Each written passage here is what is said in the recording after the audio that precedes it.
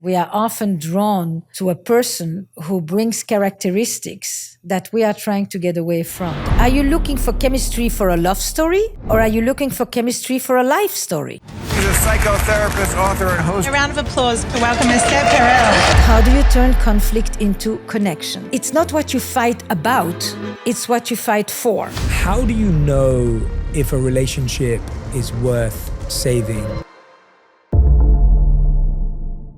Before we jump into this episode, I'd like to invite you to join this community to hear more interviews that will help you become happier, healthier, and more healed. All I want you to do is click on the subscribe button. I love your support. It's incredible to see all your comments, and we're just getting started. I can't wait to go on this journey with you. Thank you so much for subscribing. It means the world to me. The #1 health and wellness podcast. Shetty. Shetty. The one, the only Shetty. How do you know if a relationship is worth saving? Shall I stay or shall I go? Is one of the fundamental questions. And here's the thing. Even if you decide to stay, or even if they decide to go, you may do so while at the same time having a part of you that actually holds the other side. If you think that the decision is 100% perfect, no doubt, no hesitation, then it's a setup. If you leave, you need to be able to leave while experiencing the loss of some things that may have been good, even if it's just a dream of what was. If you stay, you have to be able to grieve the part of you that will never know what it would have been like if you actually left.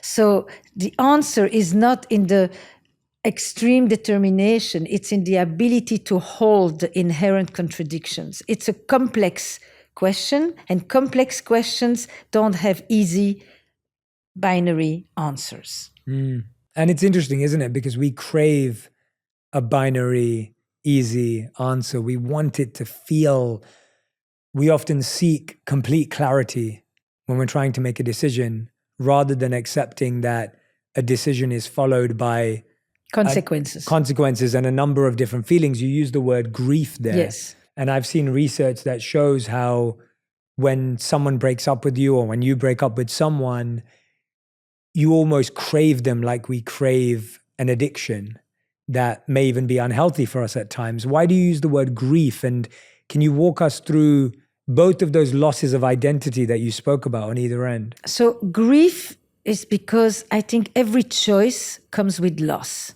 The consequence is the choice you didn't make. And even though you think this is the right choice and this is what I must do, the grief may be the fact that you were not capable of making this thing work, or that you had such high hopes and it didn't materialize, or that you have wished that you didn't make some mistakes that you made, or that you wish you had left sooner. There's lots of different ways, but there is no choice that doesn't have loss and therefore some grief attached to it. And that is the nature of the beast. That does not mean that you didn't make the right choice. In terms of heartbreak, it's a different part. Yes, some people experience heartbreak with such an ache, with such a sense of longing and such a sense of fracturing on the inside that their longing becomes obsessive, that they are trapped in rumination, and that it experienced like a withdrawal. That is not all breakups, but that is the extreme kind of breakup, which has been compared to an addiction because of the intense sense of withdrawal and because it takes place in the same centers in the brain. Let's say someone does want to save their relationship. They want to make it work. What does that take on a deeper level from that individual? What have you seen over the years of what it really takes? I think we often think of saving a relationship as like, let's do more date nights, let's spend more time together, let's do more this. But what have you seen it really takes from a human? So look, I work with relationships for 40 years. These are questions that I can answer in multiple ways. So I'm going to answer it in one way with you today. And somebody's going to say, but you didn't talk about that. So I just want to preface that, because there isn't a one-size-fits-all. And when I'm going to highlight something now with you, because it's the first thing that came into my mind when you asked, what can we do to actually repair our relationships, strengthen them, fortify them, solidify them, enliven them? one of the first things I often think about is accountability. It's actually not asking the other person to do all the changing. Somebody's going to tell me, but what if you've done that and it hasn't made any difference on the other side? So I just want that to be mentioned. In general, in relationships, we often get to a place where we think, you need to change. Here, I'm going to tell you what you could do differently that would make this relationship better. And the hardest thing to do is to actually say, what can I do? Because if you change, it is quite sure that it will also create change on the other side, because we are interdependent parts. In a relationship, I start to do something which makes you do something, which makes me do something. It's a figure eight. But if I start to do something else, sooner or later, you cannot continue to do the same. If I no longer answer you when you say something, there's a good chance that at some point you're going to stop saying it because you don't get the reaction that you've been used to get. So there's no better way to change the other than to change ourselves. But that's not 100% thing. It's just a good principle to keep in mind. What is it that I can do differently? What's one thing I could choose that I know would improve the relationship because I've heard you or because I know us? And if I don't instantly walk out every time, but I actually stay and I listen and I pay attention, will that create something rather than thinking about, all the good reasons why I should get out or leave in that moment? So this accountability piece is very high on my list, but there are 10 other things about what makes us work on a relationship to improve it. And you talked about there how, trying to change the other person isn't necessarily the focus, but for so many of us, that seems to be the problem. The problem seems to be the other person's behaviors, their attitude, their approach to life, maybe their aspirations. I hear a lot of people say things like, they don't dream enough. They dream too little, right? Like too much. Too much, sorry, that's it, yeah. I hear some people say they don't dream enough, they dream too much. Yes. I hear people say, oh, they have too many friends, they have no friends, right? I see people at both ends of the spectrum. We always seem to have issues with how our partners live. And what I've learned, at least in my own personal reflection, and I've found is that for a long time, in my relationships, I often projected the way I lived onto my partner. And we so strongly believe that the way we live is right. The way we were brought up is right. That we want our partner to kind of follow suit. And I always give this very small example from my own home, but in my house, we used to eat, hang out, and then at the end of the night, we'd wash the dishes. In my wife's home, they used to eat, wash the dishes, and then hang out. And so when we got married and we started living together and when we were having friends over or whatever it may be, in my mind, we're going to eat, we're going to hang out, and then we're going to wash the dishes. And in my wife's mind, she's thinking, we're going to eat, now we have to clean up, make sure everything's clean, and then we can hang out. And something as little as that can cause so much friction and bad communication and feelings of, oh, you don't care about me and you don't love me and you don't appreciate me or you don't value the work. And there's so much that comes from something. And that's just a very small example. But it's interesting to me that in that scenario, we both had not created a new belief system for our relationship, but were operating based on two old belief systems that we'd simply adopted. Walk us through whether you agree, whether you disagree, whether you can edit that, reveal more to us about. I find so many of our challenges exist because we project our operating system onto someone else rather than creating one with them. I like the way you call it the operating system. So I'm going to take a sentence that you highlighted and start from there. You said, here we were fighting about what's the right moment to do the dishes. But in fact, what we were talking about is you don't care, you don't see me, you don't appreciate me, you want it your way. And what you're highlighting here is something that I've actually talked a lot about in a new course that I'm doing on conflict, which is exactly that. How do you turn conflict into connection? And one of the things I say is that it's not what you fight about, it's what you fight for. You were fighting for recognition, you were fighting for power and control, you were fighting for respect, you were fighting for trust and closeness. Underneath the fight, there are usually three sets of issues that we are actually fighting for. And that is power, trust, and value. So you don't value me. I worked on this dish, on this cooking. I made this nice meal. I prepared. I tried to be kind to your friends, and you don't value me. So Once true. you've understood that what is the hidden dimension that you are actually fighting for, the fight, the dishes, the when to do them becomes a lot more clear. A lot more clear, rather than it's not just I'm imposing my belief on you and I want it to do my way because my way is the right way. You may think this way, but the question is what happens when you have to confront yourself with someone who is different? I mean, everything about relationships is about straddling sameness and difference. And when you are a couples therapist, it's very typical that people come to you, they're like a drop-off center, right? They tell you, here, my relationship, here's my partner, let me tell you what's wrong with them, and maybe you can fix them, and I'll help you. I'll be your adjunct, exactly. on how to make my partner understand why my family's way of doing things is the best way of doing things. It's a very good way. And so then the question is, if you have to change your mind, does that mean that it's a loss of your identity? Or can you actually experience that as an expansion, as something that you let in? How do you let the other person influence you without being constantly in a defense of your, this is my flag and here are my values or my operation system?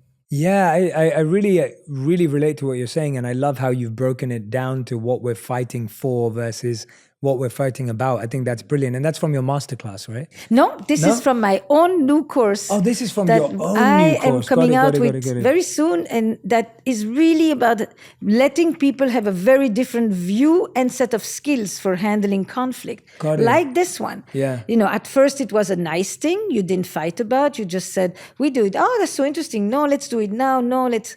And then slowly, because you couldn't come into a unified agreement, it became a point of contention. And then that point of contention became the go-to every time you need to talk about your backgrounds, your values, your style, your priorities, your way of doing.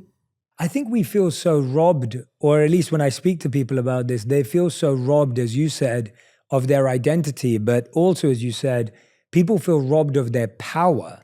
That if I give in to this other person, my partner may be the more powerful one in the relationship.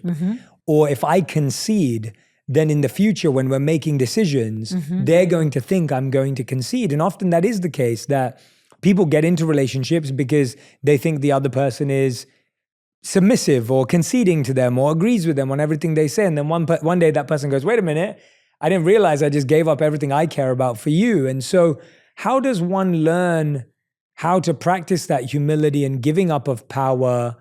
Or is the solution a unified agreement, as you called it just there? What are we trying to unravel? How do we do that? Because I think that...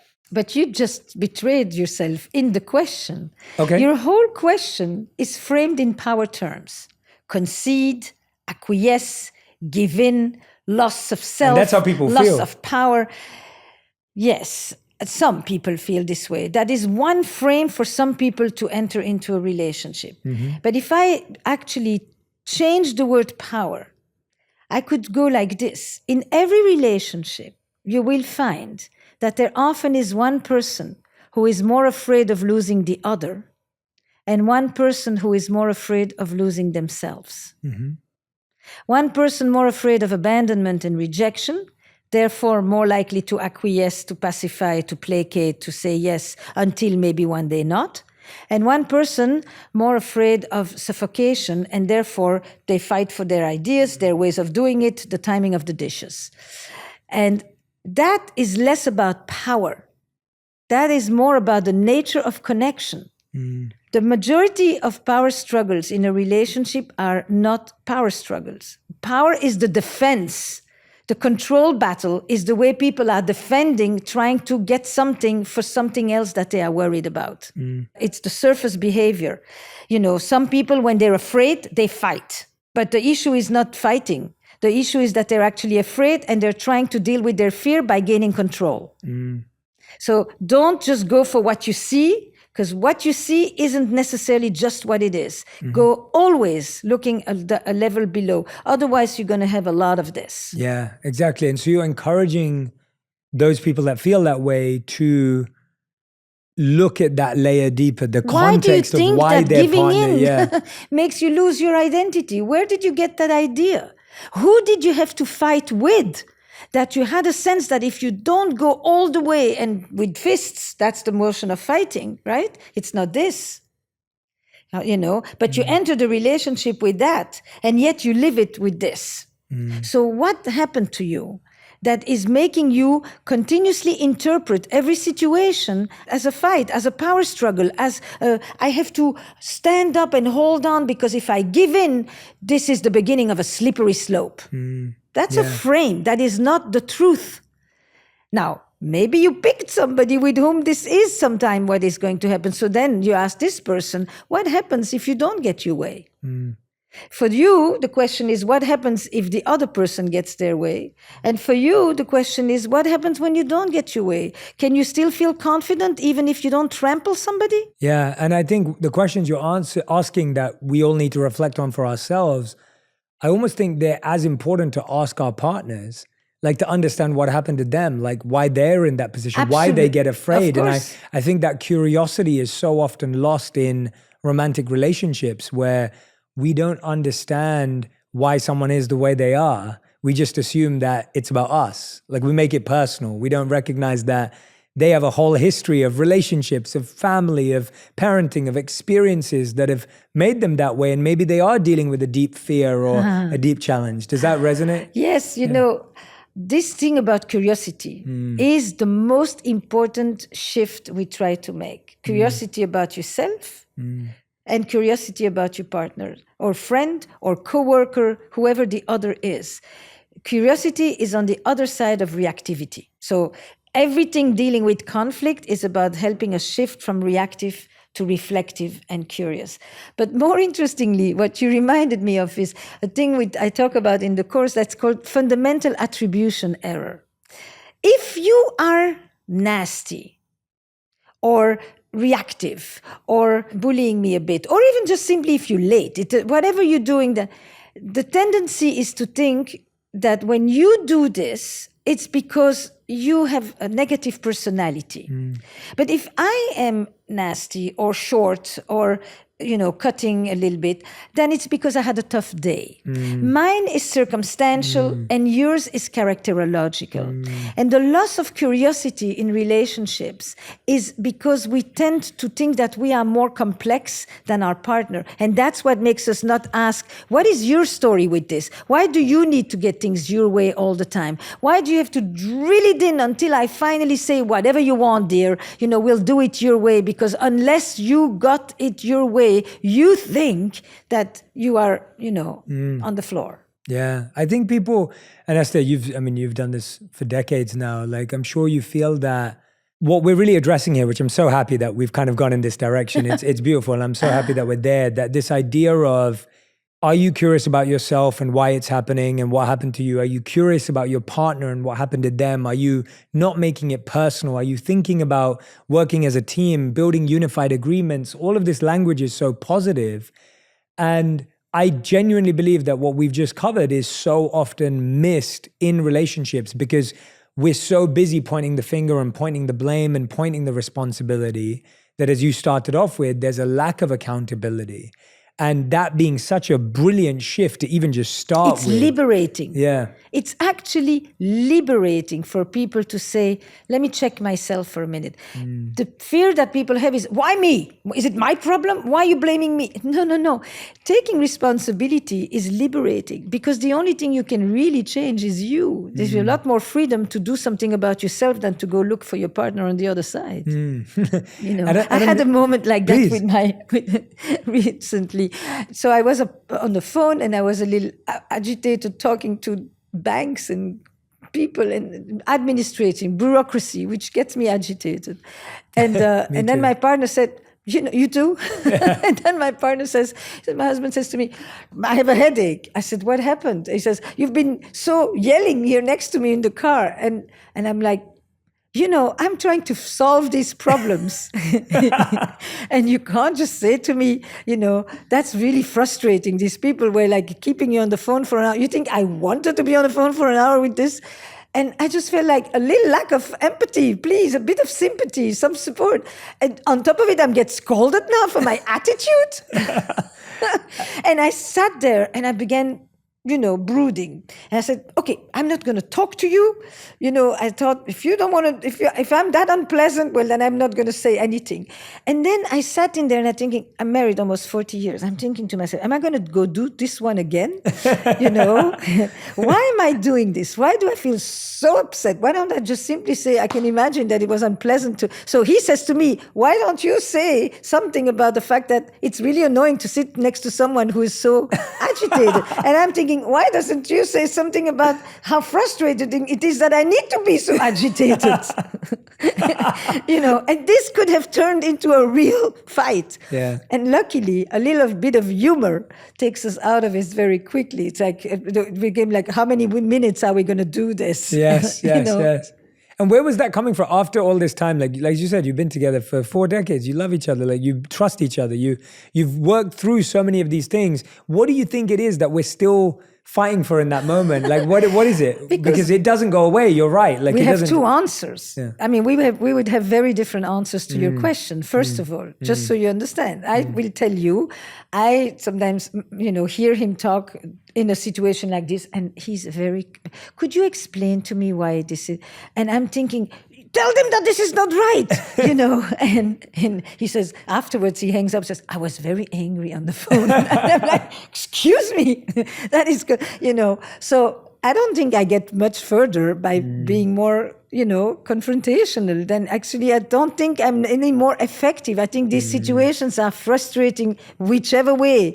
But we get into an argument over which of our approaches is the better one to talk with the bureaucracy. It's ridiculous. Yeah, exactly. And So he thinks I should be nicer. Right. And I think he should be a little more direct. And what are you saying? Are you saying that neither approach matters and we're arguing about something insignificant? Or is it? No. Here's the thing. You're in a situation where you are bound to not necessarily be successful. Yes. You're bound to experience some helplessness. It is frustrating. The situation is frustrating. Instead of dealing with the frustration of the situation, you start to blame the other person for the fact that they didn't get to the result that you wanted. Instead of this kind of situation where you go back week after week with another person on the phone, automated thing, and instead of allying together against the situation, you start to project onto the other. Why are you not competent so that I don't have to feel so helpless? Yes. Yeah. Wow. Yeah, exactly. And I can relate to that. We had a similar one, kind of inverse to what you just said, but a similar interaction where I remember my wife would often say to me, I've had a really tough day. And I'd take that as an opportunity to say, I had a tough day too, and mine was tougher. I would go further. I'd say, I had a tough week. You really I'm like, really up to and it's like I'm using her opportunity to be vulnerable and to share how she feels with me and to feel comforted and supported and just heard, to be heard. I'm using her opportunity to be heard, to hear myself. It's kind of like when you were looking at me, looking at myself earlier. It's like that idea of, she's saying, hey, just sit with me for a second. And I'm saying, well, no, sit with me for a week and think about where I'm coming from. You have it tough. Yeah. And then now it just turns into a competition as to whose life is tougher. Right. And making the other person feel like their pain is not valuable or that their stress that they've gone through is insignificant compared to mine. And all of a sudden you're fighting for something that you don't even want to prove to your partner. Like, I don't want to make my partner feel like their pain is not valuable, but because I'm not honoring my challenge and my stress and what I'm going through, I'm expecting to use their space to do that. You just explained it very well. But sometimes, yeah, please. I mean, the effect is the same. You topping her, in such a big way, completely says to her, you have nothing to complain about, which is not necessarily your intention, but it is often the way the other person registers it. And then the question to you is, do you ever say to her, I have a tough week, without her prompt? Yes. Because part of what happens is that you get prompted by the other person, and it suddenly says, oh, if you give yourself the permission to complain or to just vent a moment, then maybe I get that permission too. And what changes it is to just, is to acknowledge what has just been said, and then to say, I have that feeling often too. Yeah. Yeah. But it is the competition. It is you suffer, I suffer more. Yeah, absolutely. Now something that's really helped me. Do you use humor now? Yeah, my wife can make anything funny. So I rely on her to bring the humor in because she's just... Very useful. Yeah, she's hilarious. She's a comedian. So not professionally, Yeah. she's just a funny person. And so she can always add that. But now what really helps me, and this is more what I'm like, is I'm kind of preemptive of stress.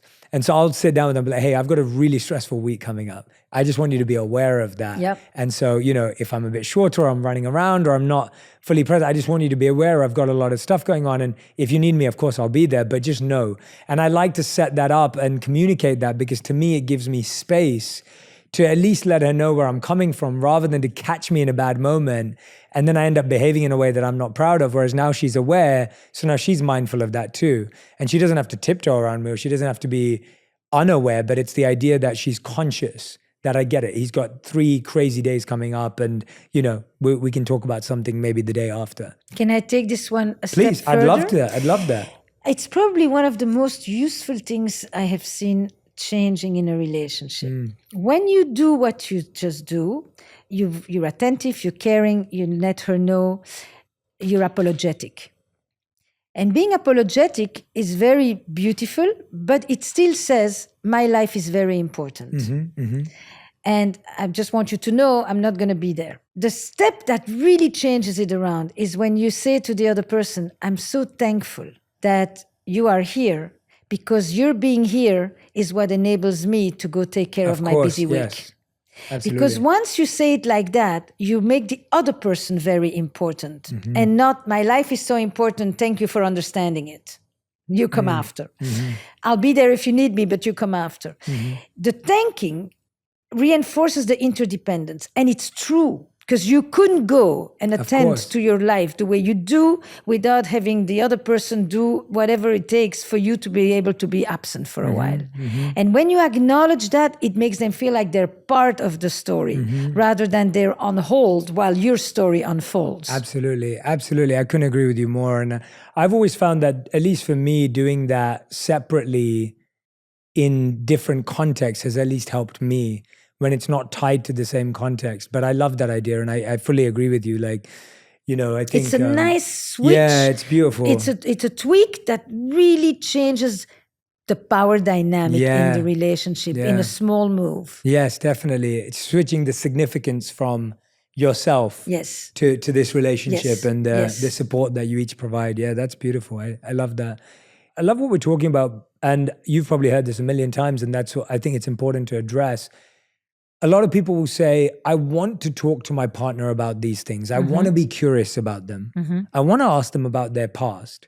But every time I do, they shut down. They go quiet. They don't want to talk about it. If I get curious and say, hey, when we're not arguing, but when we're just talking, and I say, hey, you know what? I just wanted to figure out, like, is there anything that scares you from your past? Is there anything that worries you? Or is there any challenge you're going through? Like, how can I help you? And the other person goes, no, I'm fine. I'm okay. I'm dealing with it. And people often feel like they get shut down when they're trying to be curious. I'm sure you've heard this a million times in sessions. And how have you dealt with that? If you've tried to ask your partner a certain set of questions and you systematically get the same answer, change tactic. The point is not doing it one more time, hoping that this time you're going to get a better response. It's a little bit like Moses and the rock. You know, the water won't flow. Yes. So what I like is not to be so direct. Somebody told me recently that they had gone to an offsite at work. So it started in a different context, but it's a good example. And she organized this whole offsite. And she took a card from the game. From where should we begin? And the card was somebody who impacted your life and doesn't know it. And the whole group went through this question. And basically, people spoke that you knew nothing about, people who never talk, and people who you thought you knew that came up with stories that you had no idea about. Try to do it in a more playful way. Try to do it sometimes as part of a dinner conversation. Try to do it with a question that is less on the nose, and that invites you to then start from anywhere you want. This is an interesting question that you can answer at so many levels of depth. There are many of those. If you just say, tell me about your past, no. You saw this movie and you saw what happened there. It's like, anything of that is familiar to you, and you tell your story. Yeah. You need to create a context. Yes. For many people, digging deep into the past is traumatizing, aversive, scary, uninteresting, or they don't have the vocabulary for it. It's the other thing. So that's why people have used the arts. Books, movies, plays, songs, poetry, they speak our human experience with, and we only have to say, that's my thing. So sometimes I say to people, how about you find some songs that express the stuff that you don't know how to talk about? And that's a much lighter lift than tell me about your past, A character that represents the parent that you grew up with. And you go and find into a television series, one of these characters. They've all been written about.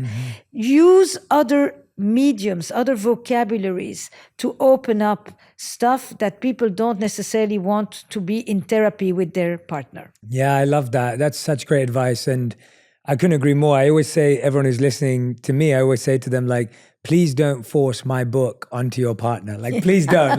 You may love my book, so you may love my work. Put it on the night table. Please don't do that. And I always say to people, it's about speaking the language that your partner connects to. And that's what you're saying. The language could be music. The language could be art. The language could be movies. And I always talk about one of the reasons why I love having my podcast is because I get to speak to so many different people from so many different backgrounds, so many different walks of life, talking about similar things. You read a book a day. Yeah, exactly. And what I find is someone may relate to athletes more. So if an athlete is opening up about their mental health and their vulnerability or a challenge they have with a parent, your partner may respond to that more than they would a coach, a therapist, a psychologist, or one of your partners may respond to academics and scientists more than they would to a guide. And it doesn't matter how they open up. And so I love that you said that. And I love that you said sometimes we're just trying the same strategy for too long. And, like you said, on the nose, we kind of approach it in a very linear, literal way. Yeah. Tell me about, you're doing this. What happened to you before? Like a cause and effect. It was, play with it. Yeah, you're trying to be their therapist and you can't. I think play is a good thing. I think movement is important too. Many people talk much more easily when they're walking, when they're hiking, when they're, on a ski lift. Don't just sit and try to do face-to-face. There's a reason that fishing is so good because you do parallel play. Everybody is looking forward. Nobody has to lock eyes. And it allows me to think out loud and to answer a question here and there. The other thing is sometimes the question comes later. Often there's one person that's much more articulate about some of these things than another. So find other mediums, other vocabularies, and other settings. Start with that. Yeah, I love that. One of my favorite dates that me and my wife went on very early on was this activity in England called Go Ape. And what it is it's like a ropes course that's high up in the air. So it's like 80 feet or whatever up above in the air. And you've got all these different activities and things. So you're swinging, you're trying to walk on these steps. It's challenging, but it's fun. And I remember having so much fun because there were activities that she found easy and I found hard, and activities that I found easy and she found hard. And we could help each other. We could talk while we were doing it. There was a sense of support. And I think what you're saying is so true, that I find that doing activities where we're both novices are really fun, because when we're both getting a chance to see a new, fresh, unseen side of each other, we really get to play and really get to understand. If I'm in a position of strength, if I know a sport really well and she's never done it, then I'm not really learning anything new. I'm kind of just being there and trying to be the teacher. And same vice versa. But if we both have no clue about something, like me and my wife took a surfing lesson for the first time in our life, a couple of years ago when we went to Hawaii. We'd both never surfed in our life. We're both from London and that wasn't accessible there. And we went on a first ever lesson and it was just hilarious. It was fun. It was silly. We were both learning about how much tolerance we both had. And there was humor coming in and what skill set we had. And you're so right that adding movement to being together, especially I find in ways where you're not familiar, provides a real opportunity to see someone vulnerably. Yeah. So you added more than just movement. You added risk. And you added playfulness. There's a beautiful book by Eli Finkel called The All or Nothing Marriage.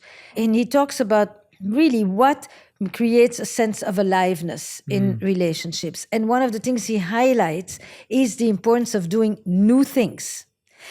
Not just doing things that you both enjoy, that you're comfortable with. That's good, but that breeds friendship.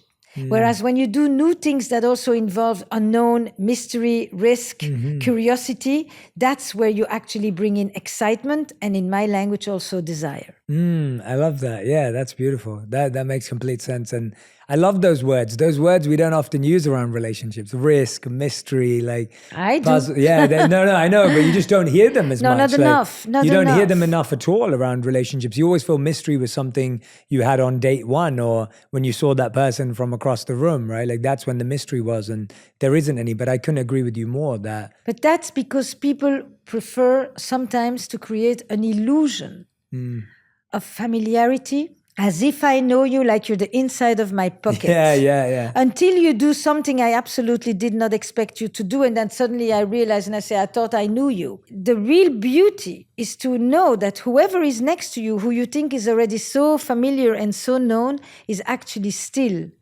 somewhat mysterious, somewhat elusive. And that's where you maintain your curiosity next to the person that is with you. You know, faced with the unknown, you can either react with fear and try to flatten it and just ignore all of that and just hold on to what's familiar, or you can nurture it, and then you are actually engaging with the mystery and the curiosity that is right in front of you. And that you know from your spiritual work that is very much taken from that notion. How you then, because that allows you to sit like this when you're talking with your partner, because you're still attentive and curious, versus like this. Yeah, definitely. Let's say someone decides to break up, or maybe they're broken up with, and we can talk about both sides of that. If we talk about the side of someone's decided to break up with someone for their own reasons, and of course there could be a million reasons for breaking up with someone, so it's hard to be specific there. But if someone's broken up with someone, but they are having those feelings, as you said, the consequences will be you'll still have that grief of what could have been. You have the consequences of maybe it could have worked, maybe we should have tried. There's still a feeling of, I wish they were still around. I used to talk to them every day at 7 p.m. at night. I used to, on a Friday night, we'd always go to this favorite restaurant, whatever it may have been. We have these memories. What do people do with that feeling? What do you do with that feeling of craving? You know, you do a lot of different things, but it's so interesting. I literally edited a new episode for the podcast, for Where Should We Begin, of a guy who leaves his wife, who he had been very close to for quite a few years, has a young child, moves in with another woman, is on the verge a few years later of marrying that other woman, and can't do it, and has felt guilt and remorse and regret and longing for all those years, and starts to meet the mother of his child again, not just as a mother, but now they're going on a first date again. And it's like, I left you and then I came back to you. It's an incredible story to see one person, because that is a question that doesn't have one answer. But in this case, he couldn't leave her fast enough, but he could never leave her fully. And I can't tell you today if he's back with her or what, but I have a sense that something when he was about to marry this other woman held him back, that he couldn't necessarily put into words, and that made him feel like he had to examine himself, which is what this whole conversation on Where Should We Begin is about. And I've never had that particular version of it, but it is the one that most responds to your question. But you're going to have to go listen. Yeah, absolutely. No, and I recommend everyone go and listen to that if that's a question you've been asking yourself.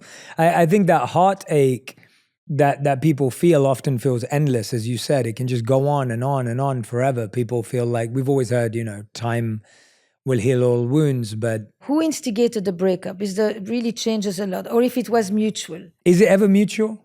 Yes, Okay. I think that it is often mutual, where two people say we evolved into something else, or it just didn't work, or both people may have felt it, but one person was able to say, let's do it. That makes sense. Yeah. And the person who is more afraid of abandonment and rejection and all of that is often more the person who may not say it, but that doesn't mean they didn't feel it. Many people tell you, I didn't have the guts to do it, but it's the best thing that happened to me. My partner pushed it. I didn't want it then. So between what happens in the moment and how people experience the consequence, it's not one and the same. The person who may have pushed it may be the one who has the most regret. The person who was more hesitant, it may be the one who actually is most liberated. Yeah. It's not, it's a much more intricate puzzle than just... Of course. What are some of the phases that you see people go through that can give people hope that there is another side to this? Because I think when you're in it, the emotion is, I'm never going to be loved again. I'll never find someone as good as them again. I can't trust anyone again, right? Like, these are the thoughts that people are repeating in their minds. What does someone need to understand during that time to know? You just made me think of another episode of this, but it's the daughter who describes how one day a truck came, took all of her father's stuff, never comes back home. That's a story that we hear quite often. And then all the situations of betrayal, of infidelity, of falling in love with somebody else, or discovering that your partner, wants a fundamentally different relationship than you. And I think that the situations where you are like completely sidelined and you realize, wow, the first experience you have is that your whole sense of reality is shattered. I thought I knew my life.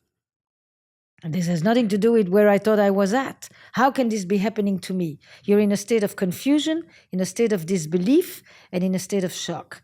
And in a state where you feel like you've been just ejected from your life. You had value and you have none. That's all part of betrayal. It's not just the lying. It's the fact that somebody could toss you away like that and that you think, I don't matter. And that's what makes you much more afraid. Will I ever find someone who can hold me, care and carry me, and can I trust that ever again? Because I trusted it here. The question is as much about how do I trust again? But not just how do I trust somebody else, how do I trust my own perception?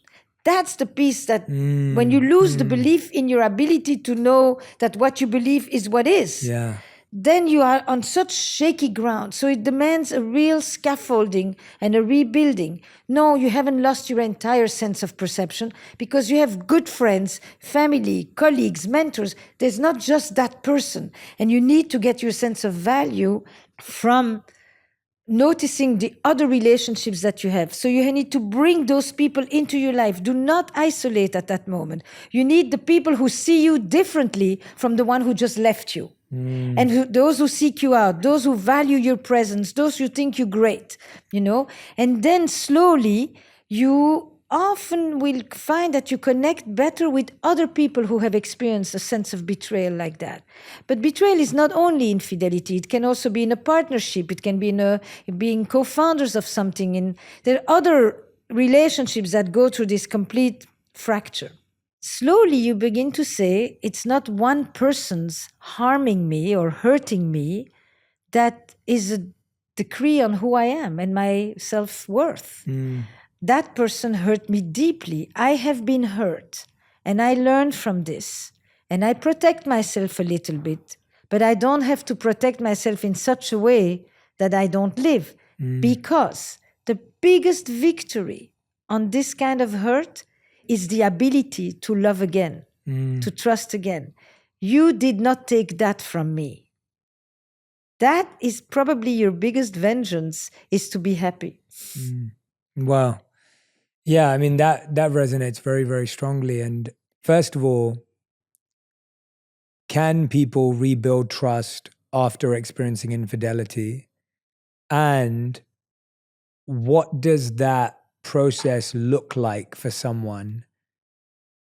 And how different is it to what they expect it to be? The beauty of your questions is that it filled an entire book of mine, because it's actually a big, big topic. But if I was to try to summarize it, yes, of course people can rebuild trust. I mean, that is not everybody and not in every situation, but the process itself very much is real. And I have met, I began State of Affair by going to talk to couples that I had seen 5 or 10 years earlier to know whatever happens to these people. Because I see them in a moment of crisis, and often I don't know afterwards. They decided to stay together, they worked it through, and off they went. So I wanted to know, what does that relationship actually look like years later? Who are they? What happened to their bond? You rebuild trust through a few major stages. The first one is that whoever hurt you, especially if you choose to stay together, has the ability to express guilt and remorse for hurting you. Even if they don't feel guilty for the affair itself, even if they have a host of good explanations, good reasons that make it understandable, not justifiable, not condonable, but understandable, they still can experience the guilt and the remorse for hurting you. That acknowledgement is fundamental. It's fundamental in an intimate relationship, in a friendship, or between nations, for that matter. Then it's the ability to basically become what I call the vigilante of the relationship. It means it's your job now to say how much you value the relationship and to protect the relationship. So in the situation of an affair, for example, it means that instead of you're asking me questions about what I did and me hoping that you won't ask me because we've already gone through this 10 times, I ask you, is there something you want to ask me? Because if I bring it up, rather than hoping you won't bring it up, then I'm saying to you, I'm owning my thing, I take responsibility, I care about the relationship. And most of the time, if we have a good day, you may say to me, I don't want to talk about it, I'm having a good day. Because I am reminding us and I'm not letting it be forgotten and I'm taking charge. That's the vigilante. I'm the protector of the relationship. And then number 3 is to explain, to talk between the people. Why did you do this? What did it mean to you? And then what did it do to me? The affair always includes both sides. If you just talk about what it meant for you, you're missing a point. If we're just talking about what it did to me, we're missing a point.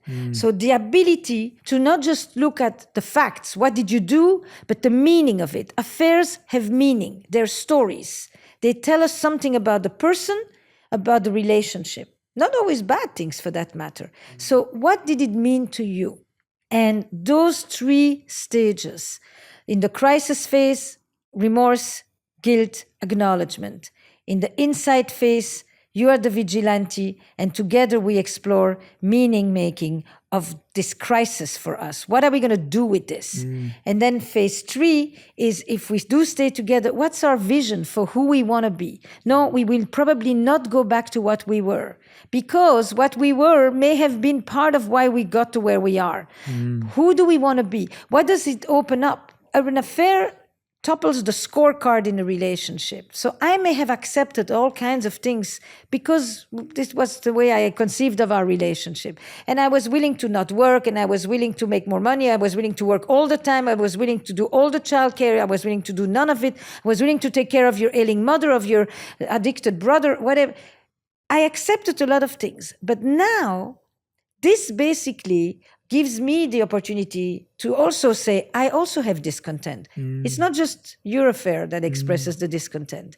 And so here's the fundamental line. Most of us today in the West are going to have 2 or 3 relationships in our adult life or marriages. Some of us are going to do it with the same person. So sometimes the affair is the end of the first marriage or the first relationship. but it can be the beginning of the next one with each other. And that's the rebuilding of the trust.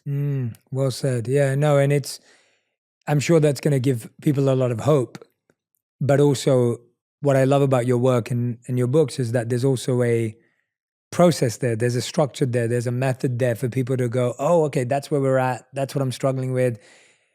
I think one of the biggest thoughts that repeats in people's minds when they're broken up with or when they've experienced infidelity that I hear from people is, Jay, I feel like I'm not worthy anymore. I feel like I'm not lovable again. I feel like I'm not desirable. While they are staying with the person or while they've broken up? Both.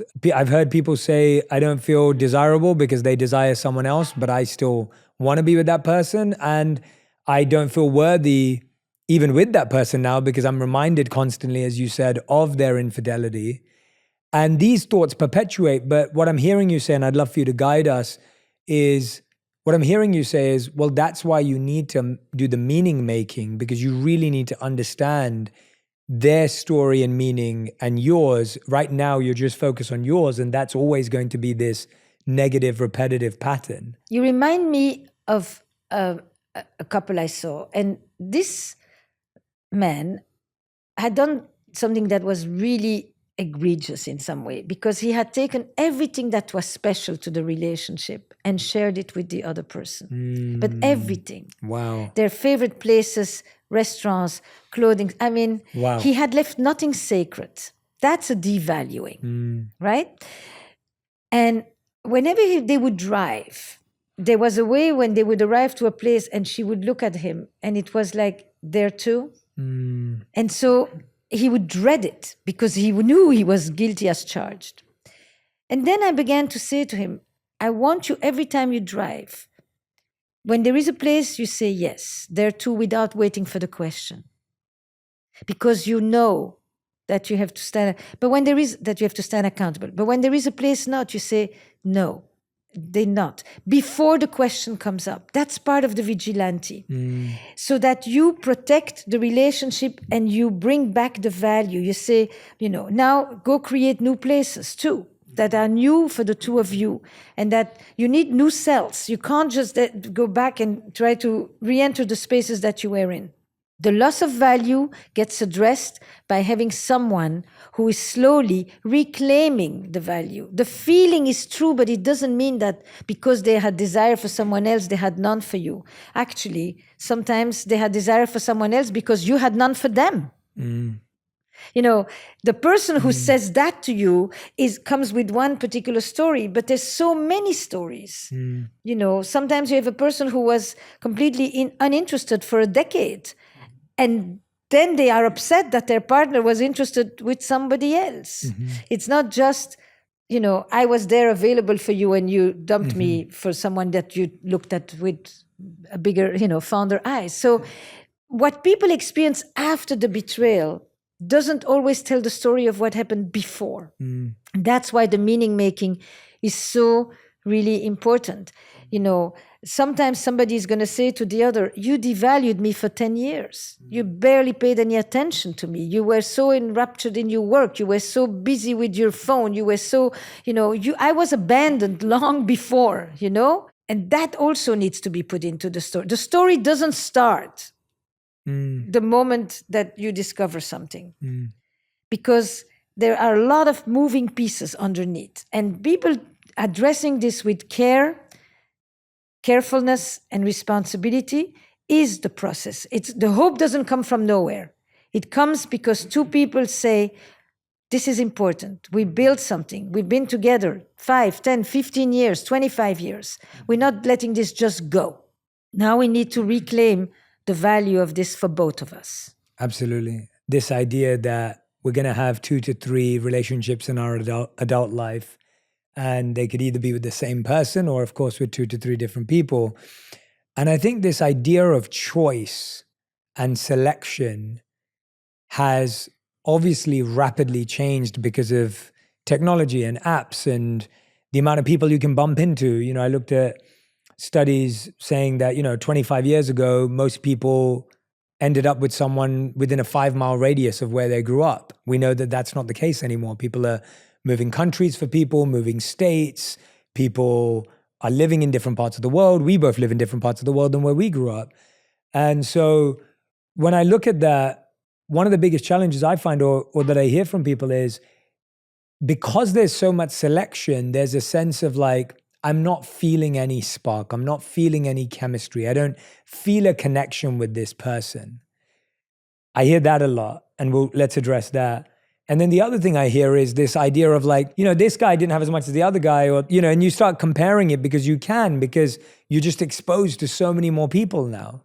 And you're almost comparing resumes of people that you've heard about, spoken to, seen on a dating app, introduced through your friends. So this idea of choice and the paradox of choice, as it's always been called in studies, from products to people now, we can get stuck at a grocery store wondering which product to buy. But in dating, it feels like you can keep going because you can just keep swiping. Let's talk about both of those. The idea of how do you choose? How do you select? And when you're choosing and selecting, how do you not feel that sense of there could be more? I said choice comes with loss. I'm actually very excited about this question because I'm very interested in this at this moment, right? I'm interested in the intersection of technology and relationships and mental health. And I've just done a bunch of episodes with people in the dating scene because of exactly this. So we have a frenzy of romantic consumerism in which, in search of the perfect, people are no longer happy with the good. Mm-hmm. We have people looking for a soulmate on an app. That's an interesting combination between spirituality and capitalism. Mm-hmm. And how do we even think that a partner is a soulmate? Soulmate used to be God, and now we want transcendence and mystery and wholeness and all of it, and ecstasy almost with a person. The stuff that people looked for in the realm of the divine, they now want with their person. Mm. And at the same time, they're doing it with a checklist. So that many dating experiences are like job interviews. Mm-hmm. So all of that combined, right? I do think we have more choice, but we also have a lot more uncertainty and a lot more self-doubt. Mm-hmm. And we are a lot less capable of handling uncertainty.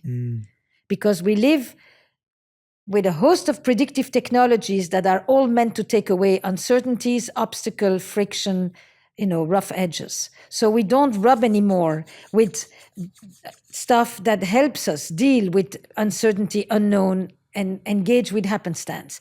Happenstance means you stand in line and you start talking to the person that is behind you in line, and after that you go and have a drink with that person, and after that you find yourself exchanging numbers and a story starts. Mm-hmm. Spontaneously, unprompted. So I think that the commodification that people feel is real. It's not just because of your childhood. It's part of society at this point. There is a way in which we talk about ourselves as products. And there is a way in which we talk about ourselves online with followers as if we are religious leaders. Mm-hmm. You and me, for that matter. So the first thing, don't go in thinking that you have to find somebody at the first meeting. That's not the way it works. And that you go down your list and, and then if the first thing that goes wrong, you go, ick, and you just go on to the next. Mm-hmm. What I'm doing now, when I address this very question, is I show a very famous clip. It's classic in psychology called the still face experiment. Have you ever seen it? No, I haven't. It's a 2-minute clip on YouTube. In the still face experiment, the mother is playing with the little one. And the little one is cooing and showing her things and, And then at some point, the mother goes still face. And the kid continues to point and continues to call her attention. And within 30 seconds or less of the mother not responding, the kid goes into a panic, a frenzy, loses its body composure, starts shrieking. And basically, you understand that we are relational people from... And what this clip shows me is that this is what goes on in ghosting, in breadcrumbing, in checklisting. This is what is the experience of many people at this moment. You go, you have a hedonic treadmill, you meet someone, you think there's possibilities, and then they disappear on you, and you're left like this, and then you unravel. And you do this sometimes 20 times a day with the same person. This is kind of the experience of modern dating in this absolutely. moment. I haven't seen many people say, I love it. You know, maybe 65% of people meet on an app, but I don't see people saying, I love it. Actually, it's the number one complaint of people dating at this moment. So try to bring back something that is more humane. You meet somebody or a friend introduces you to someone, don't go and meet with them alone in a bar to have a face-to-face conversation to go down an interview. Do an activity. It's exactly what you were talking about. Do something you enjoy doing. Bring that person to a thing that you're doing with friends. You want to get to know somebody, put them in a social situation. See how they interact with people, how they act, how they respond, how they engage with people. If you think that you're going to have epiphanies with clarity like an app, forget it. You will be exhausted and you won't meet anybody. Really well said. and I couldn't agree with you more. I'm always trying to push people away. I'm like, get out of your inbox and your DMs and your messages and get out there. There's no way talking to someone over a couple of messages is going to help you figure anything out. But you've probably spoken to so many people who've had chemistry, lost chemistry, never had it. I feel like a lot of people today that I hear from, they're meeting people, but they're like, there's no spark, there's no chemistry, I'm not feeling anything. What should we want to feel, if there is anything we should want to feel at all with someone? And what is the difference between chemistry, compatibility, and connection? First of all, I think we need to differentiate. Are you looking for chemistry for a love story, or are you looking for chemistry for a life story? Lots of people you can have chemistry with, have a fantastic night with for that matter, or more, but that's not the person you necessarily want to make a life with. The project will determine the nature of the chemistry, right? That's number one. So number two is curiosity, a desire for more. I want to, it's like you read a book.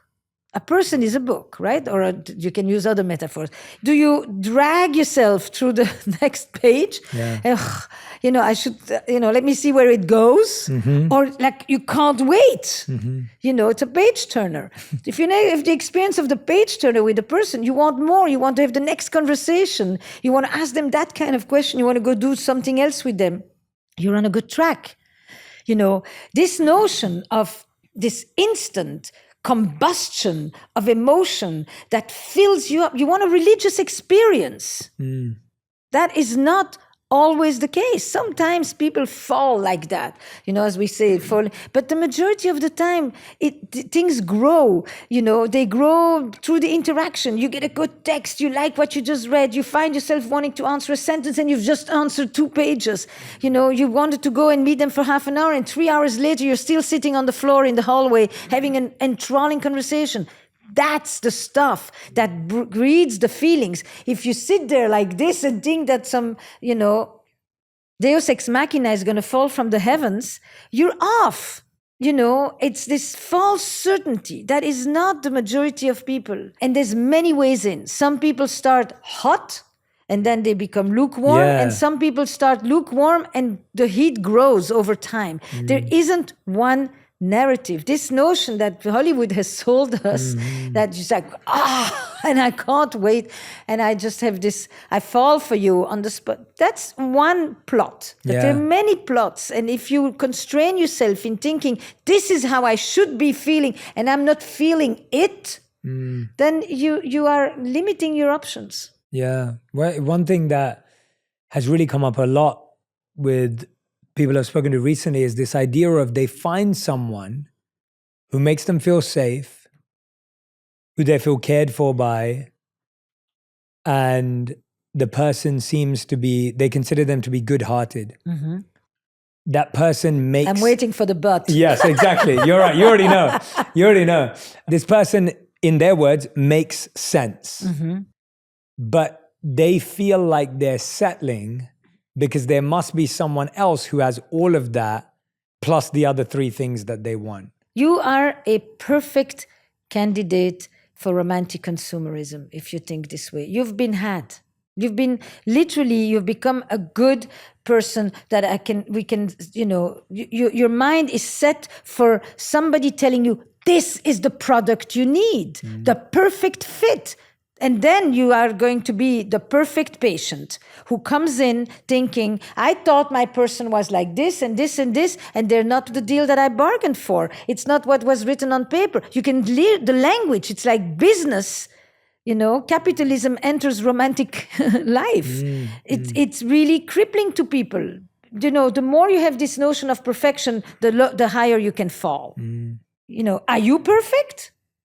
Are you that great? Do you think that everybody falls for, like, what is this notion? So then there is this idea that there is the sense and settling with the passion, and you should have that passion. Passion is a wonderful feeling to have. It's maybe not the best thing to decide if you want to have a life with somebody on. It's not the most important ingredient for that. That doesn't mean you don't want excitement, intensity, draw. But this idea that there is reason and passion, that's a very old divide. That is the divide of the 19th century, the rationalists and the romantics. And why do you say that? Why do you think that? And I get that you're giving a balanced approach there, but to enlighten all of us in what you've seen, you compared the love story and the life story. Yes. Why do you think it almost feels like what we've been sold is for the love story, but the life story requires a different set of skills? Yes, skills and values and compatibilities. Because there are many more people that you can love than people you can make a life with.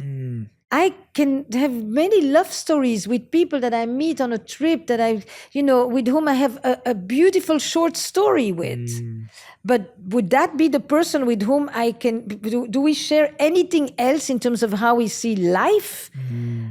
With everything else that life brings, that's a different thing. That doesn't mean you don't want love in the life story. But many more love stories can exist without life story. Not that many life stories will exist without a love story. You can call it an adventure, you can call it, and it is what people used to do when they date before they're looking for someone with whom they want to have a more committed relationship.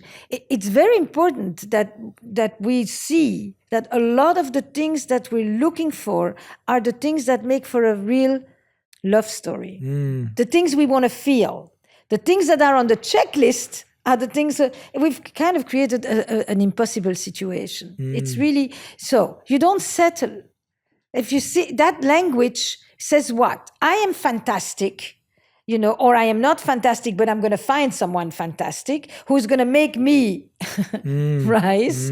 And it is a kind of use of people that really is creating such a psychological paucity. It's really eroding people's sense of self-esteem and sense of self-worth. It's not good. Yeah. Where are you at in your life? At 23, you're going to think differently from 33. At 33, it's likely that you're going to think of a few people that you said no to at 23 that were perfectly fine. And you kind of didn't because you kept thinking, I can do better. And this I can do better is eating people up because it creates constant restlessness in relationships, in life, in pursuit. And then they need to go and meditate to get calmer, to be less restless. But the restlessness is this constant pursuit of more, better, younger, and therefore living with the feeling, not enough. I don't have enough, I'm not enough. And that's the crisis that then follows around self-worth. Because you constantly want more, you end up constantly feeling not enough. Yeah. And someone else will make me feel more than enough. Yes, the evaluation, the meaning of finding the love partner today is that it will end my sense of constant self-evaluation. I'm evaluating myself, I'm presenting myself, I'm selling myself, I'm trying to compete on the market. It's like language, The romantic language is about the market, the meat. And then when I find you, my beloved, I will finally stop the process of evaluation. This is a thing from Eva Illouz, a great sociologist that studies love relationships. That's such a beautiful language as well, that you want to end your process of evaluation when actually a life story is an evolution of self-evaluation. It's only going to come with more. Do you see there being inherent value in long-term committed relationships? Or is that also a construct of society? I see, look, I work very cross-culturally, right? So I don't think the answer is the same if I am in Belgium, in India, in Turkey. But I think there is a lot of value in a long-term relationship, but the long-term relationship has doubled in lifespan. So 100 years ago, we lived half of now. So the long-term keeps on getting longer. But there is also tremendous value in having had the possibility of finally being able to end this and to start anew, or to never have had it and to start anew. People who marry for the first time in their 60s, or people who realized that they had a beautiful relationship for certain things and that now they needed something else. Marriage was an institution that you couldn't leave. You got in, and you got in for life. And if you didn't like it, you could hope for an early death of your partner, you know, because that was the only way out, and especially for women. I mean, marriage has not meant the same for men and women. Marriage for same-sex people is very recent. So the question has a lot of different pieces. I think that there is something very beautiful in a long novel. And I think that there are beautiful short stories. There isn't a one-size-fits-all at this moment. And the interesting thing is we've been creative about a lot of things. We disrupt, we are creative about even family life. We have blended families, same-sex families, single-parent families, accordion families. But when it comes to romantic couples, romanticism, the exclusiveness, the monogamous long-term model has been the dominant model for 2 centuries and is quite strong. So I think we can be more creative. And in rethinking relational arrangements and relationship arrangements that are more diverse and that bring in other people as in the community. Because what is happening in the long-term relationship of today is not only that it is much longer, but it is also much more isolated. Longer and lonelier. Yeah. Longer and lonelier. One person to give us what normally an entire village should provide. And that is crippling the relationships under so much weight and so many expectations. So those who do it well, do it better than the relationships of the past, says Eli Finkel. But the majority of them don't manage to climb the Olympus. Yeah, and I often think about that because I think what we were talking about earlier, when I first met my wife, I'd definitely say that there was so much of the romanticism of the perfect relationship. And I often talk about in my book as well about how I proposed to my wife, which was basically based off of Instagram and YouTube videos, how I invented a proposal that was so not personal or not. She liked it? Well, I'll tell you what happened. So, and if anyone's heard this story before, I apologize, but I want Esther I to don't know it, so have you the can context. tell me. Yeah. So we'd been together, I think, at that point for like, maybe I proposed after like a couple of years. And so we'd been together. I decided I was going to propose. We were walking down the bank of the River Thames in London. I had an a cappella group jumped out and sing Bruno Mars, Will You Marry Me? Like marry you to her. They gave her a bouquet of flowers. They performed this amazing number. I got down on one knee. I proposed. We both shed a tear. She said yes. We then had dinner on the side of the Thames where I had to kind of finagle a table from a restaurant. I had food that was brought in, but it was cold because everything had gone wrong on the timing. So we ate cold food, which was, we didn't mind. My wife is amazing, so she didn't care.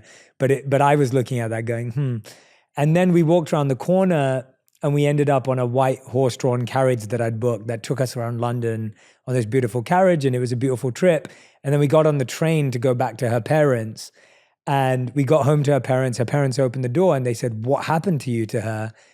She had hives all over her face because that was the day I discovered that she was allergic to horses.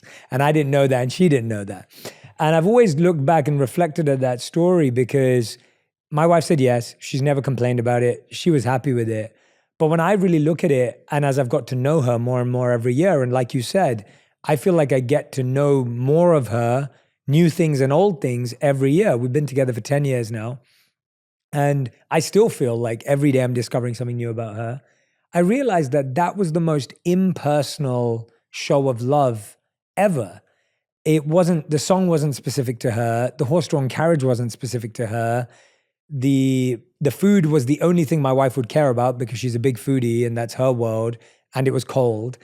And I look back at that event and I go, I'm lucky she said yes. But actually the hives were a reminder to me of how little I knew my wife at that time. Or And how eager you were to impress. How eager, exactly. How I was a complete show How of old? ego. I was 20, maybe 6, Okay. 27, yeah. And just what a show it was as opposed to Did you come from traditional families? I would say we come from, I would say we come from more traditional families. Yes, yeah, definitely. They're modern thinking, but generally traditional overall in the world. And it was. Were they arranged marriages or were they? My mum and dad were, and pretty much hers was as well. Yeah, pretty much her parents were as well. Okay, so that's a major Yeah. transition. So when you ask me about long-term relationships, I think people who are in an arranged marriage system answer that question very differently Yes. than people who start with the romantic. You know what the research says, right? What does I've seen bits, but please clarify. Yeah, I don't want to assume. I think it's Dan Ariely's research that people who start with romantic and falling in love and passion are much more likely to then experience a dissatisfaction in the relationship than the majority of people who start in an arranged situation, which is much more rational. Actually, their satisfaction rises as they get to know each other and develop the fondness and the relationship. And I think this is true if the relationship is good. Yeah, if it's good. But for those for whom it was really not a good match, it must be Horrific. Horrific. Yeah. And I think the reason why I was sharing that story was because I think what I've realized, and you were mentioning this earlier, is that I feel like I found the person who has helped me continue self-evaluation in a way that I would have avoided with someone else, or that I would have tried to avoid if I would have had multiple love stories. Whereas this life story that I have with my wife currently is just the most purifying and cleansing, detoxifying process internally, but in the most fun, loving, and caring way. And I look at that and I think about that often, where I think to myself, I would have had to learn these lessons with anyone, but maybe someone else may not be able to challenge me as much as my wife does with the lack of criticism and complaint and judgment in a safe space with humor, which actually makes it accessible to me. And it's one of these really interesting reflections I wanted to share with you to hear your thoughts on that.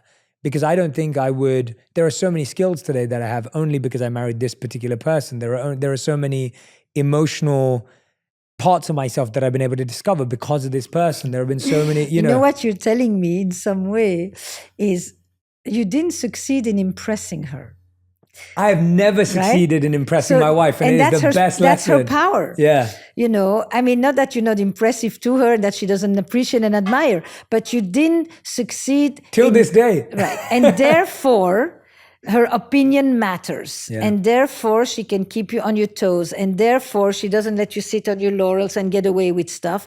And therefore, she can see you in a more humble way when you come home from having done 40 stage events after another, where you get, clapped the whole time and you kind of lose a sense of, proportions. And that is an extremely, I think that you're very lucky, and not just lucky because you found her, but also because you knew that you did need someone who challenges you and who can hold hers to you, but do it in a way that doesn't feel authoritarian or humiliating or ball busting, etc. And so it creates the right friction. She cares and she can criticize. She loves and she can challenge. It's both and that holding those tensions in a relationship is, in my mind, very important and very gives a lot of strength and energy to a relationship. Yeah, I think Oh, sorry, please go No, ahead. that's it. I think it's your self-awareness of it that is really good. It's like if you had somebody who just looks like that, it would have been a problem. If you had somebody who just did that, it would have been a problem. But you knew that you needed that. Yeah, and I don't think I knew it before we started having that experience, but it just became really evident to me that she loves me for who I am, not what I do and what I achieve and how I try to impress, for example. And I think that's a great reminder for me to love myself for who I am and not love myself for what I achieve or what I do or what I create. And I think that is a really, I'm like, that's the It's great. very important. Yeah, very.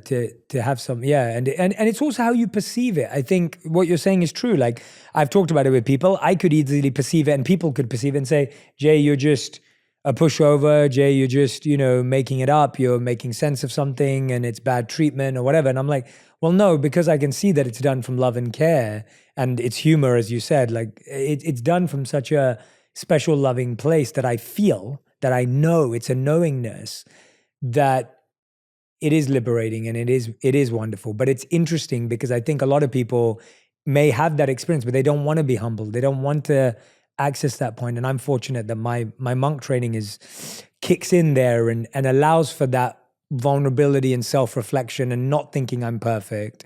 Whereas I wonder if we're scared to do that because we almost want our partner to make us feel perfect. No, I think that this thing of perfection is, I think we want our partners to recognize us and accept us in our imperfection. But it comes in the form of, at least in the beginning, demanding adoration and yeah, but the beginning honor. is only the beginning. Yeah. It's one phase of a relationship. Yeah. I think my friend Terry Real has this beautiful definition: self-esteem or self-worth or self-confidence is seeing ourselves as flawed, imperfect people and still hold ourselves in high regard. If you actually need to see yourself as perfect, you lack the confidence. The confidence is the ability to make mistakes and not sleep over it for 3 weeks because you feel such shame and such, intense attack on your identity. But I have a question for you that from what you've just said, do you feel that these days on all sides of the spectrum, of the gender spectrum, that people are so enraptured with the notion of identity and holding on to the self that they find accepting influence from another person an instant threat to their identity, like pushover? Pushover is like, it's a power dynamic instantly when you use that word. If you accept what your wife says, what kind of a man are you, right? You're just a pushover. That's more in the masculine version. The women have it but it is along the whole spectrum. Something about the way we are so busy protecting our egos is making everything that involves letting someone else actually have influence over us, which is part of what being in a relationship is about, as an attack. Yeah, I mean, I'd love to discuss this with you. And my reflection from what you were saying, and I was nodding along because there's so much of it that I agree with. I think that what I see is most of us struggle to know ourselves when we get into a relationship. So I think I'd propose that I don't think most people have a lot of self-awareness when they get into a romantic relationship. So they don't actually have a conscious sense of self-identity. We have a subconscious sense of self-identity in the sense of what our parents taught us and what family and media, we have all this mix of stuff, but we wouldn't, if I asked someone to lay out their top 10 values, they wouldn't be able to do that because they'd be like, I'm not sure. And what ends up happening, I think, in that scenario is you adopt the values of the other person. And then at some point, you go, wait a minute, I've just been doing what you want. And you think that person made you adopt their values, but actually you just didn't know yours. And so I think you see that happen in some relationships. In other relationships, I think what you're saying is true. People are so definitive about their own self-identity that they go into a relationship going, I'm not going to get influenced at all by this person. And I think that also happens because we're getting into long-term relationships later in life. So if you're going into a relationship later in life, chances are you actually have, you know who you are and what you want to do and what you're building and what's important to you. When you're younger, you're less self-aware. When you're older, hopefully you're somewhat more self-aware.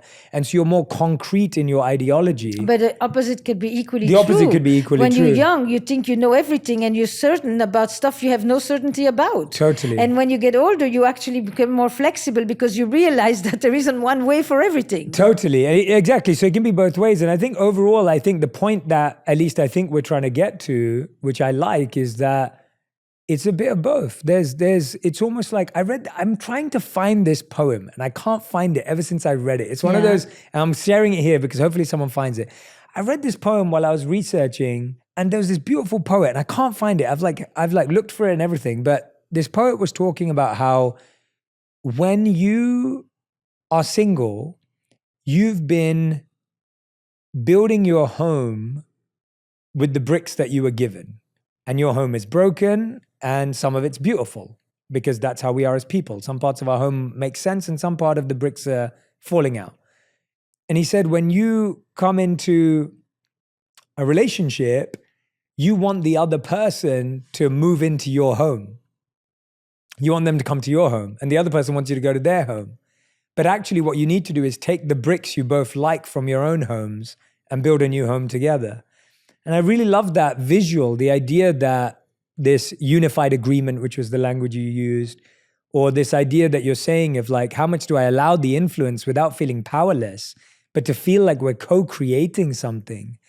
You know, my wife and I have a lot of agreements that they're not rules or contracts, but they're agreements of how we deal with certain things. And it's something we've created together. It's not something we adopted from my parents, her parents, or anywhere else. And I feel that if we walked into a relationship and said, what do we want to build together? What do we want to create together? What does a good, healthy relationship mean to us?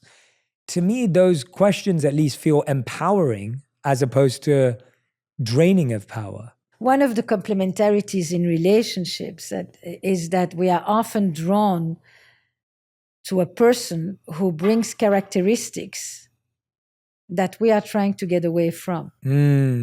So true.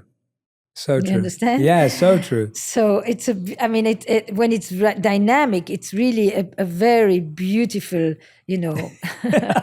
kneading of the dough. Yeah. So Esther, throughout our conversation, you've been referencing this new course of yours, which I'm so excited for people to do because I feel like so many of things we've discovered today with your books and your work. The man practice. Yes, exactly. How do you actually apply it? So please tell us where we can find this course and the name of the course and where it is. Turning conflict into connection. It's a 1 hour, 8 videos with a fantastic workbook that really not just helps you fight better and more constructively, but also helps you relate better. Because if you have a different attitude toward conflict, you have a whole different relationship. It's on my website, estherperel.com, and it's coming out October 10. Okay, amazing. Well, I recommend everyone who's listening and watching, make sure you go and check out the course. If you've loved this conversation, I know you're going to get so much value from it, so much insight. And of course, make sure you go and take a look at all of Esther's books as well. So please check those out. I want to do one last thing, Esther, with you. Yes. Because you did our final 5 last time. Yeah, because when we don't fight, I want you to play. And so first I created the game. I said, let's play. I love it. This is Esther's beautiful game, Where Should We Begin? A Game of Stories by Esther Perel. If you don't have this, grab it too. We're going to pick a couple of cards and have some fun with this. Open it like a chocolate box. There we go. Like a chocolate. I'm Belgian. Do you know what's really fun? I love chocolate, so you speak in my language completely. We are too. I'm going to take this out and we're going to shuffle these cards. And then what do? Pick one at random? Yes, we pick. Look, this is, relationships are stories. Yeah. And we tell stories about ourselves to people at every level. Yeah. And we recreate connection, intimacy, and fun. You pick. This is fun. Oh, I'm picking first? Let's start. All right, then you hold it. You shuffle it too. Yeah. Then I'll, to make sure everyone knows that this is truly random. I want to have some fun and I love stuff like this. So I love games. I love play. One of my wife's and I's favorite things to do is we play a lot of pickleball right now. Will you write to me after you've played with her? Escape rooms. Yeah, yeah, definitely. I'd love to. All right. Off we go. Okay. If you don't like it, you pick another. Oh, okay. Is that how it works? Well, it works like now. I'm going to do a few. I'll do a few because they're quick. So at a party, you'll find me is the prompt. Mm-hmm. And so at a party, you'll find me finding the one person I can have a deep, meaningful conversation with, sitting in the corner with them and having existential conversations for the whole night. And people may not even know I was at the party. That would be me. Really? Yes. So then we'd just be sitting next to each other. Great. I love that. So I'll do that with you. I love it. Awesome. Me again. Yeah. Me. Okay. Oh, you're like poking that out to me. This is like... I caught it. There we go. All right. Oh, wow. If I could change something about the way I was raised, it would be... So the easy answer, the first thing that came to mind is I wouldn't change anything because I'm really happy with the human I am today and how my life has gone the way it has. I really think that is my honest answer. But if I could change something about the way I was raised.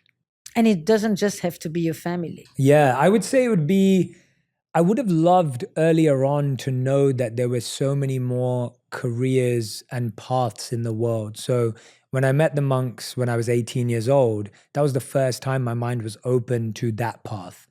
But it took me years to recognize that you could have a career in media or that you could have a career in Do this. do this. Like I never knew any of that. Like I literally thought there were like three. It sounds ridiculous, but I was so limited in my thinking growing up because of what I was surrounded by. I would change that. I want people to know that there are so many different, I didn't know you could be a therapist. I didn't know you could be a neuroscientist. I didn't know you could be, I would have wanted to be a neuroscientist if I knew that existed. I didn't know I can be a therapist outside my office. I've worked in a field that is very confidential. I could never talk about what I did. And through the podcast, I'm able to work with people who are not patients, will never be. And so I can actually bring what is happening between the four walls to the world and bring the world inside the office. And you can be a fly on the wall in someone else's session. Amazing. So just to remind everyone, the game is called Where Should We Begin? You can also order the game as well, play with your friends and family. And with your dates, with your partner. You grab a few cards, you put in your pocket, you can leave the box. Yes. And off you go into Storyland. I love it. And you can surprise someone with chocolates in it too. Seeing as Yeah. You can mix and I match. love it. Esther, it's been such an honor, honestly, talking to you. I feel so, it's really interesting when you talk to someone and you just feel like you've immersed yourself so deeply in this space for so many decades, and the wisdom shines through your words. It shines through your empathy, at the same time, your assertiveness. I'm so grateful that you do what you do for the world. Honestly, I learned so much from you. I learned so much from your work. I'm a student of your work, and I honestly feel humbled and grateful that I've got to spend this time with you. And I highly encourage everyone to go and immerse themselves in your world in all ways. So thank you so much for the gift that you offer to the world. I really mean that. Thank you. Yeah, thank Means you. a lot. I mean it. Thank you. If you love this episode, you're going to love my conversation with Matthew Hussey on how to get over your ex and find true love in your relationships. People should be compassionate to themselves, but extend that compassion to your future self. Because truly extending your compassion to your future self is doing something that gives him or her a shot at a happy and a peaceful life.